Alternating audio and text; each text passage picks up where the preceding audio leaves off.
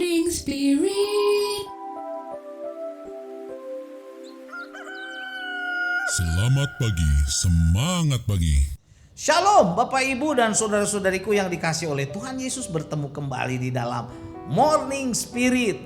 Pagi ini kita akan belajar firman Tuhan dengan tema Jangan Mengasihi Dunia. Firman Tuhan tidak mengajarkan orang Kristen harus memisahkan diri dari dunia ini atau meninggalkan diri saudaraku dari dunia ini. Bukan saudaraku, karena Tuhan Yesus sendiri adalah juru selamat untuk dunia ini. Yang ditekankan oleh firman Tuhan saudaraku adalah orang Kristen jangan menjadi serupa dengan dunia yang jahat ini. 1 Yohanes 2 ayat 15 berkata, janganlah kamu mengasihi dunia dan apa yang ada di dalamnya. Jikalau orang mengasihi dunia, maka kasih akan Bapa tidak ada di dalam orang itu.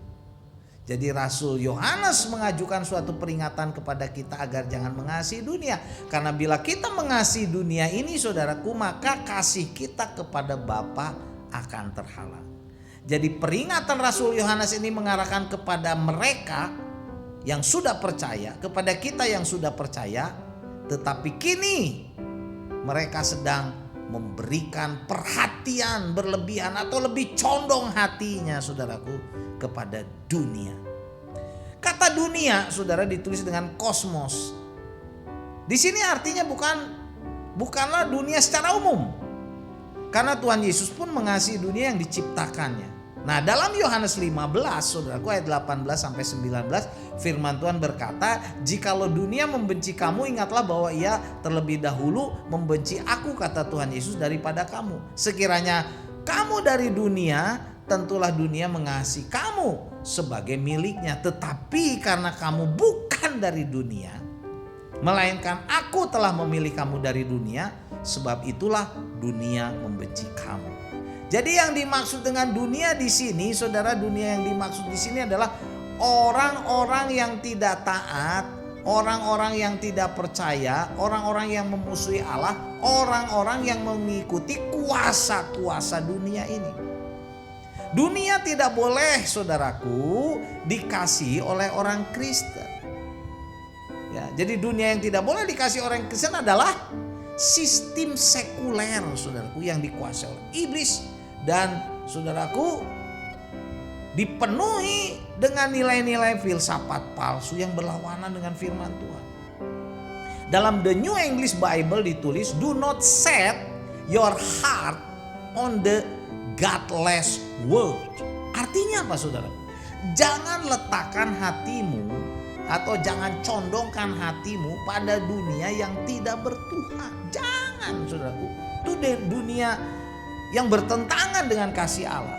Dalam Matius 6 ayat 24 berkata, tak seorang pun dapat mengabdi kepada dua tuan, karena jika demikian ia akan membenci yang seorang dan mengasihi yang lain, atau ia akan setia kepada yang seorang dan tidak mengasihi yang lain.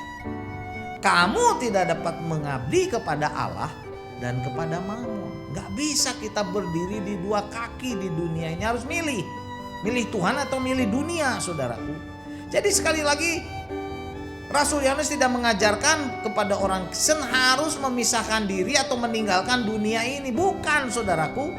Karena Tuhan juga mengasihi dan datang ke dunia supaya dunia diselamatkan. Tetapi orang Kristen jangan saudaraku menjadikan dirinya serupa dengan dunia ini atau menjadi satu dengan dunia yang jahat dan bengkok ini.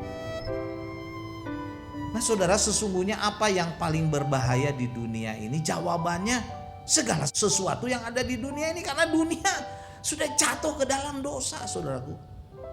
Alasan mengapa kasih akan dunia tidak cocok dengan kasih akan Allah. Karena saudaraku, semua yang ada di dalam dunia ini bukan berasal dari Bapa, melainkan dari dunia.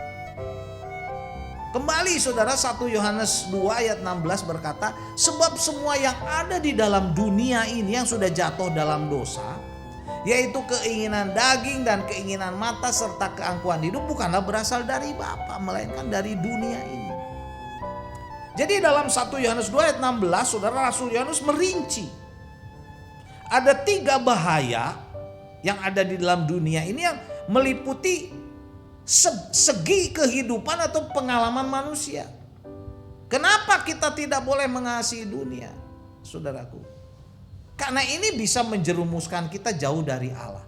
Nah, mari kita lihat 3 bahaya itu. Yang pertama, saudara, keinginan daging. Dalam Keluaran 20 ayat 17 berkata, janganlah mengingini rumah sesamamu, jangan mengingini istrinya atau hambanya laki-laki atau hambanya perempuan atau lembunya atau keledainya atau apapun yang dipunyai sesamamu.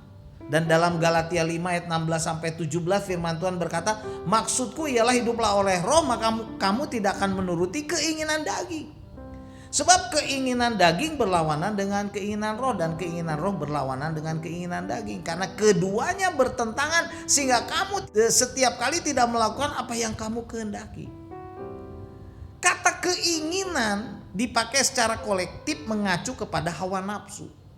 Nafsu seksual dan ketamakan duniawi manusia, dan keinginan-keinginan ini akan melahirkan dosa, saudaraku.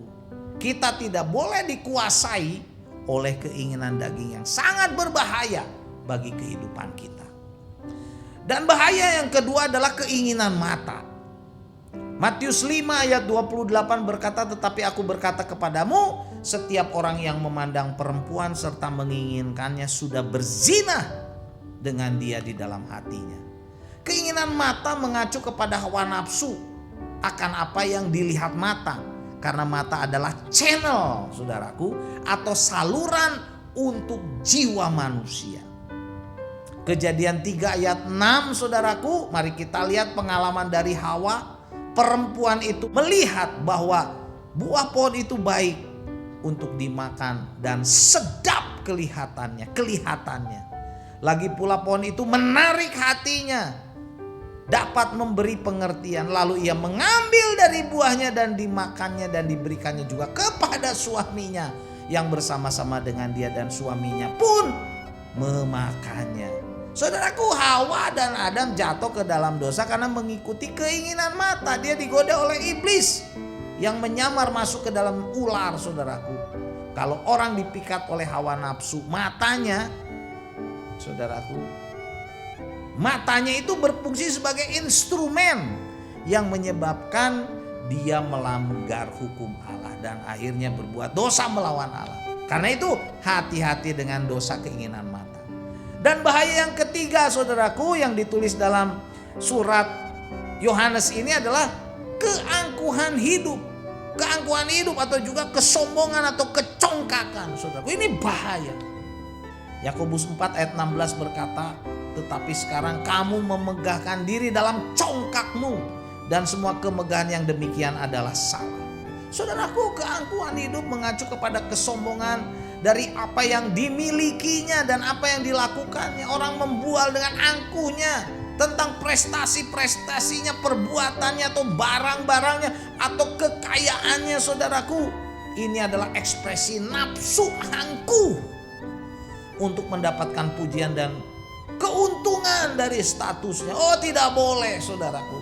Semua itu bukan dari Allah Bapa, melainkan dari dunia ini yang sedang menuju kepada kebinasaan. Kita tidak boleh angkuh karena semua itu milik Allah, saudaraku.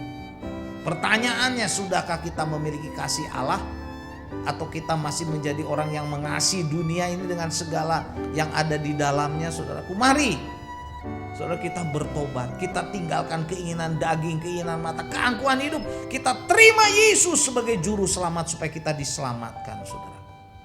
Jadi inilah 3 bahaya dari 1 Yohanes 2 ayat 16. Kenapa kita tidak boleh mengasihi dunia?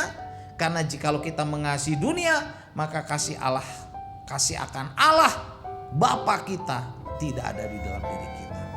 Apakah yang ada di dalam dunia? Yang pertama keinginan daging, yang kedua keinginan mata, yang ketiga keangkuhan hidup. 1 Yohanes 2 ayat 16 saya bacakan lagi. Sebab semua yang ada di dalam dunia ini, yaitu keinginan daging dan keinginan mata serta keangkuhan hidup, bukanlah berasal dari Bapa, melainkan dari dunia ini. Amin. Mari kita berdoa. Terima kasih Tuhan untuk peringatanmu. Jauhkan dari kami setiap godaan dunia sekuler ini, Tuhan. Biarlah kami tetap kuat di dalam Engkau saat kami ada di dunia. Kami menjadi saksi-Mu. Jauhkan dari kami keinginan daging, keinginan mata, dan keangkuhan hidup. Biarlah kami setia kepada Engkau, suci kudus, karena kami sungguh bersandar kepada Engkau Tuhan. Dalam nama Tuhan Yesus kami berdoa. Amin.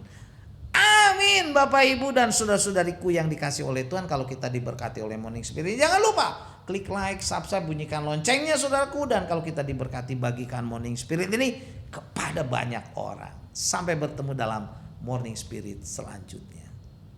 Morning Spirit. Selamat pagi, semangat pagi.